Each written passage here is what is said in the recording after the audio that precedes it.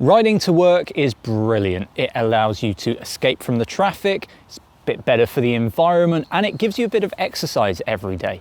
But there are some pitfalls that people commonly make when riding to work, and no, we're not talking about potholes here. Here are 10 common commuter mistakes and how to avoid them.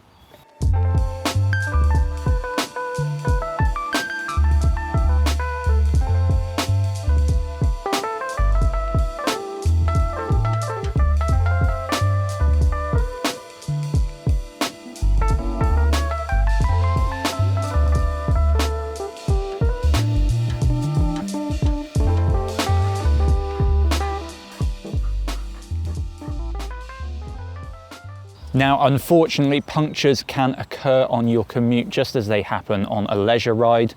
So what you need to do is take along a spare tube, some tyre levers and a pump, just as you would for a leisure ride, in order to deal with it. A multi-tool is also essential, and you need somewhere to store all these things. Now, a saddlebag, a rucksack, pannier rack, they're all going to be great for storing your essentials, and hopefully they'll go untouched for months, maybe even years. But when you need them, you'll be glad that you've got them.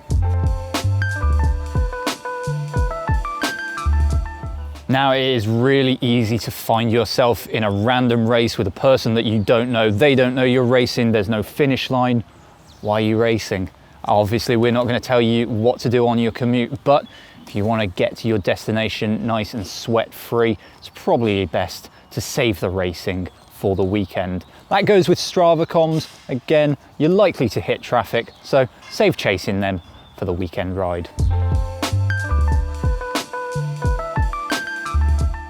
Riding to work in everyday jeans, trousers or shorts might make you look good in the office, but for a commute that's over a few miles, it can get quite uncomfortable. There is a seam junction in most trousers, shorts and jeans right where you don't want it. That can cause saddle discomfort, but at the same time, your commute might be too short still for proper cycling shorts.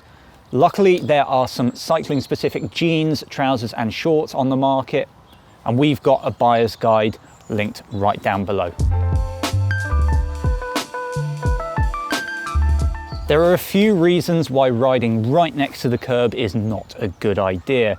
Generally, roads camber down towards the curb, so it's where everything collects that's been washed off the road surface. That can run the risk of punctures, but it also means that where drain covers are, you don't want to be hitting them.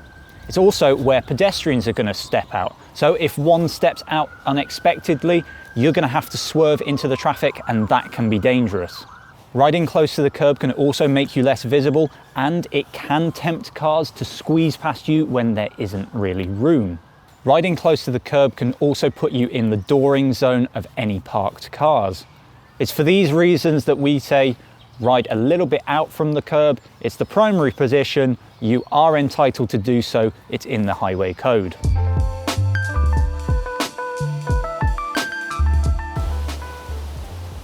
Now, one mistake that turns many cyclists away from cycling altogether is taking the busiest routes, or taking the routes that they would usually take in their cars. You don't have to take the shortest route to work. If you're riding in from the countryside, maybe consider taking some lanes. This means that you can vary your route every day to keep things interesting. Google Maps will suggest cycle-friendly routes between your home and work if you hit the bike icon at the top of the page, while sites like Strava and Commute also have some very handy mapping features. Some GPS devices from the likes of Garmin, Wahoo and Sigma feature popularity routing, which use the many activities uploaded to the internet to suggest the most popular navigation for cyclists between any 2 points.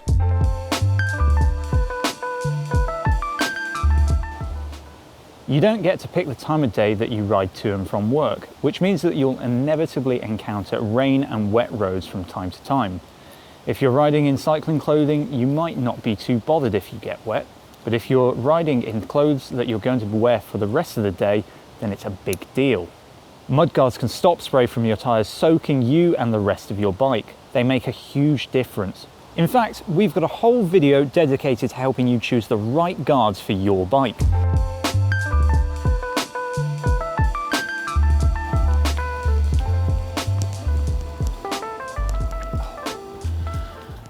Now, one of the worst things to happen is forgetting a piece of clothing. If you are riding a long way, you may be wearing cycling kit and taking your work clothes with you. There will come a day when you unfortunately forget to put maybe your pants or your trousers in your backpack. That will turn heads in the office. The trick for avoiding such a disaster is to have an emergency set of clothing in a bag in the office. You can squirrel it away somewhere. Just take the essentials like some spare jeans, spare shoes, t-shirt, just to get you through an emergency. Now, if you find that you're using these clothes regularly, you can take a bag in on a Monday, take it home on a Friday to wash. It's a really simple trick.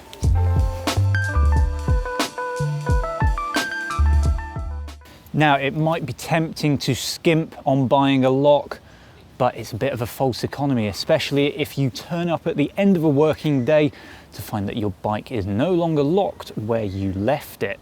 Look for something with a sold secure gold rating and don't be afraid to invest.